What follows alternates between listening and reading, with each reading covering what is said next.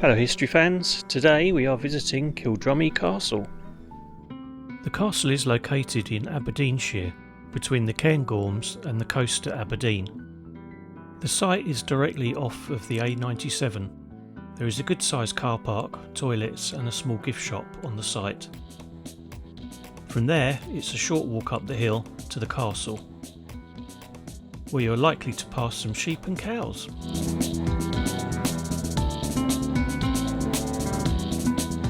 I normally start the history of a castle with when it was built and by whom, but in the case of Kildrummy, we actually don't know. However, it is most likely that it was built by one of the Earls of Mar in mid-13th century. Although Scotland was relatively peaceful at this time, an uprising by the Men of Moray in 1230 may well have led to the castle being built, as Kildrummy stands on the main route from the south towards Moray, in the northern edge of the Earldom of Mar.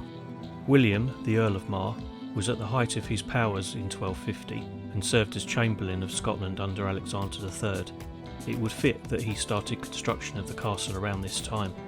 Due to the strength and strategic position of the castle, it wasn't long before it came to importance. This was during the Wars of Independence.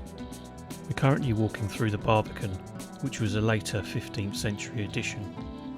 Edward I, known as the Hammer of the Scots, visited in 1296 after his first invasion, and again in 1303. The Earls of Mar were linked through marriage to Robert Bruce. Soon after Bruce became King of Scotland in 1306, he was forced to retreat and sent his family to Kildrummy for safety under the care of his brother Neil.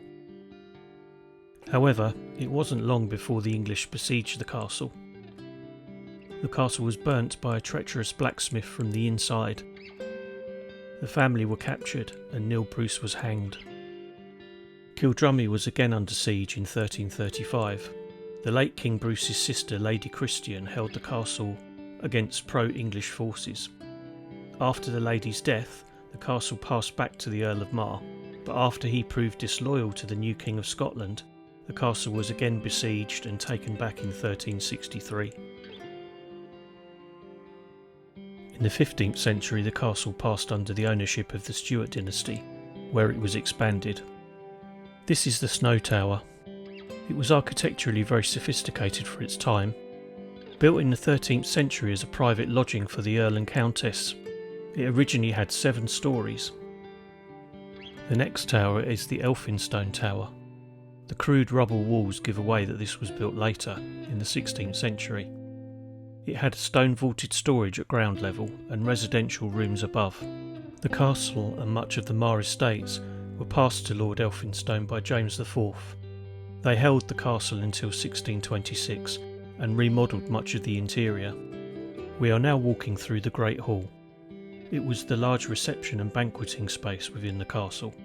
It had large windows to the north and south.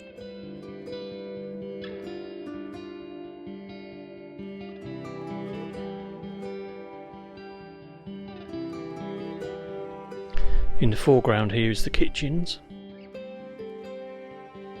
and here we are looking at Wardens Tower.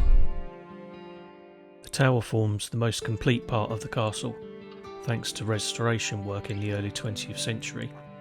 As its name suggests, it would have housed the warden or constable of the castle. The ground floor was probably a dungeon. We're now moving to the chapel. The 3 lancet windows seen here once lit the altar.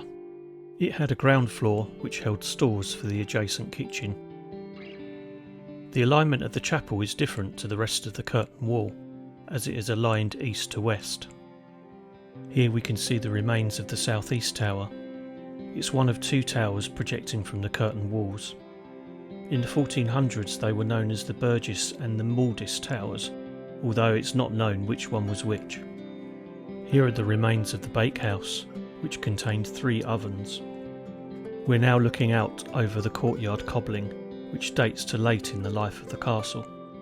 After the 17th century, the castle fell into ruin and was used as a quarry for its fine stonework.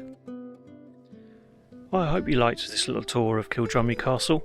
If you did, then hit the like button and consider subscribing and hit the bell icon to be notified next time I upload a video. See you soon.